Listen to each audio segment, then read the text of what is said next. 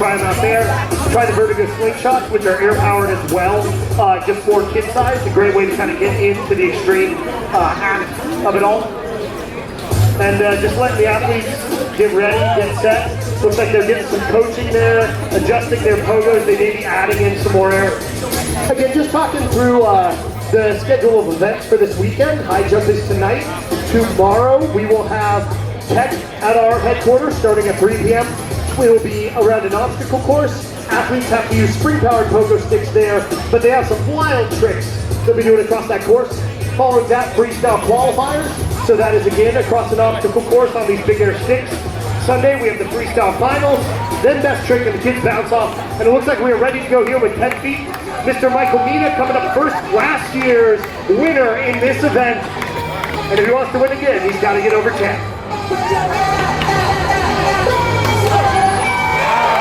Looks like Michael Nina will be our first rider over 10 feet today. And it just looks so casual. I don't think he'll be our only rider over 10 feet. We got Harry looking down from that drop-in box.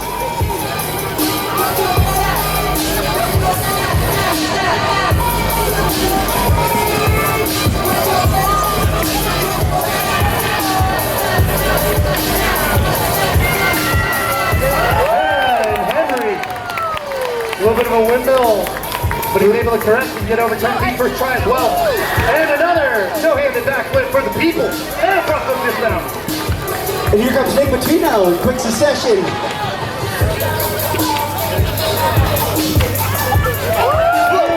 And this becomes important. As you get to higher heights, the tiebreaker is who has the fewest attempts at the lowest height. So the fact they're all clearing at first tee, it's gonna make some crazy tiebreaker scenarios. Here's Duncan Feet. Can he be the first Canadian to clear 10? Just barely clips it. He'll have 2 more attempts. That was almost 4 in a row. Which is absurd. Absurd. This is 10 feet. That's the height of a basketball hoop. If you take the basketball to the bottom of their pogo stick, they could dunk it. I don't know why you want to do that, but just seems like a wacky cat thing, honestly. Seems like a wacky cat thing, frankly. All right, here's Brandon. Looking for his first time to ever get 10 feet in competition. Our youngest remaining competitor, 17 years old, still in high school, from Syracuse to New York. The young man getting dialed in.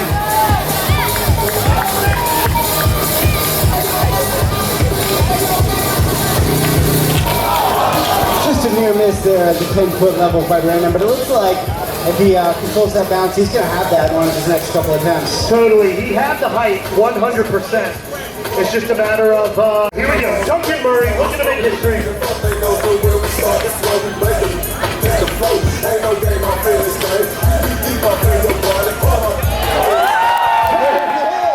And he's over. The highest flying Canadian in the history of the sport. 10 feet is such a badge of honor in the pogo community. It really says, I am at the top level of this. Duncan.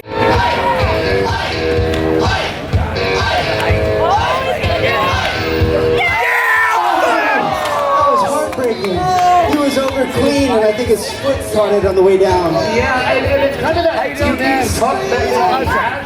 He kind of pulled up, but then pulled it back in a little bit and just flipped it on the way down. So he'll have one more attempt. He clearly can't do it. And this is so here we go, Brandon. One more non-attempt, one more attempt. Let's see. He nearly cleared it. What do you think, Pittsburgh? You guys think he's got this today?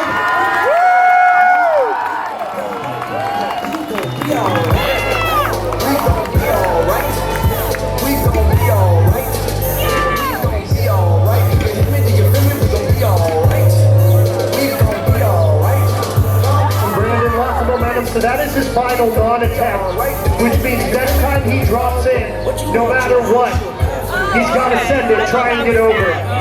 Getting close, getting coaching. Again, our youngest remaining competitor, he's still in high school. He's got to have some of the highest average jumps leading into the high jump. He's coming in at 8 foot and holding that height all the way to the bar, which is an interesting strategy, but it seems like he's got it. Yeah,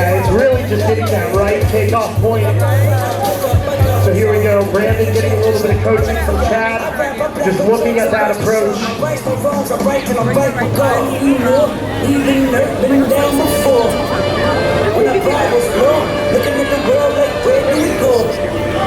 So here we go, the absolute final bounce for Brandon.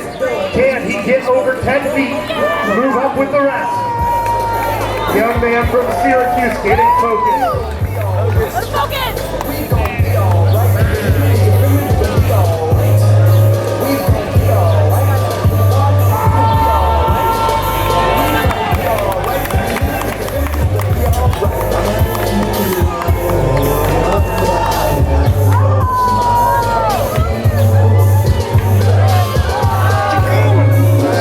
Restarting, so you're going to reapproach.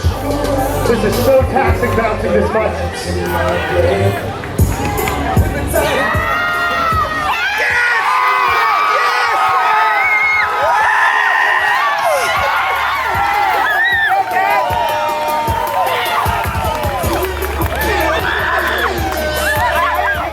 Oh my God. The fact he was able to penetrate and do that. The amount of exertion. It's about running 5 miles just now bouncing on a pogo stick. That is his personal record for the competition. So we are moving on up to 10.5 feet. That run up was not ideal, but the sheer ferocity and determination just muscle the pogo stick over the bar. And the most intense eye contact I've ever made after he landed it and stomped it. It was laser beams, and he was non-human for a second. That is incredible determination to retake that approach and still clear it. So here we are, 10.5 feet. Last year's winning height was 11. So we're getting up to some of the highest heights ever achieved on a pogo stick. Duncan Murray got his personal record 10 feet, and now he's looking for 10.5.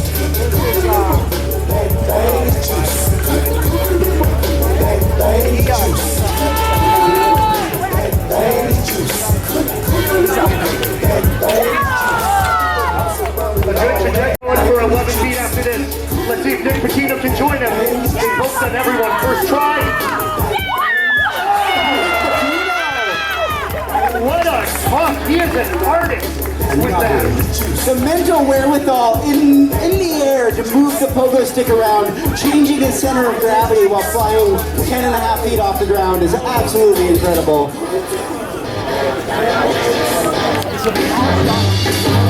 Henry Cabellas now trying to join them with the first try attempt. Again, this becomes very important because in the case of tiebreakers, neither Nick Patino goes over first try. Will Henry be?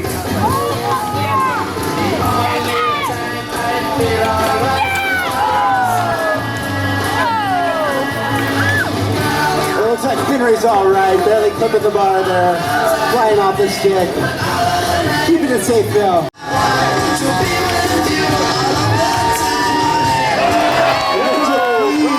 Clean run over 10.5 by Henry. So, let's see here, Duncan looking to clear 10.5 feet.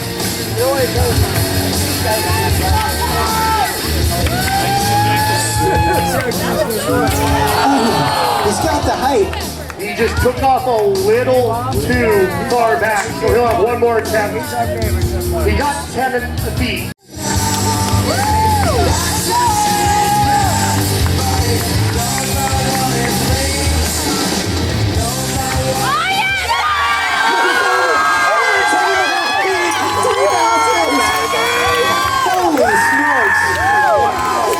Brandon Lowe bursting onto the scene. 10.5 feet. The energy here in Market Square is everything that we've loved about Pogopalooza. So great. He is in high school, but right now he's all about high jump. 10.5 feet for Brandon Lowe.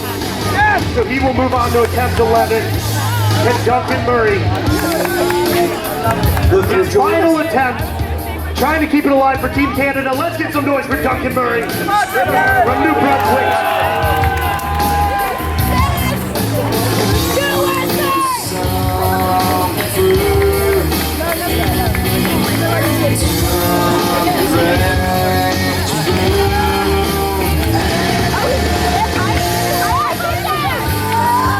Doesn't like that approach, so he's going to restart. He has 3 more non-attempts remaining. He is. Can he put it all together?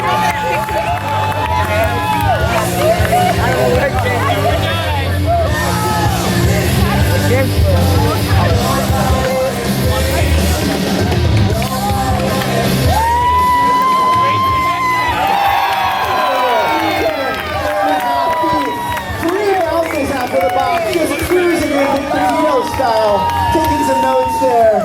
And I love Duncan as a character because he can be one of the most animated people you ever see. He didn't even have a smile on his face.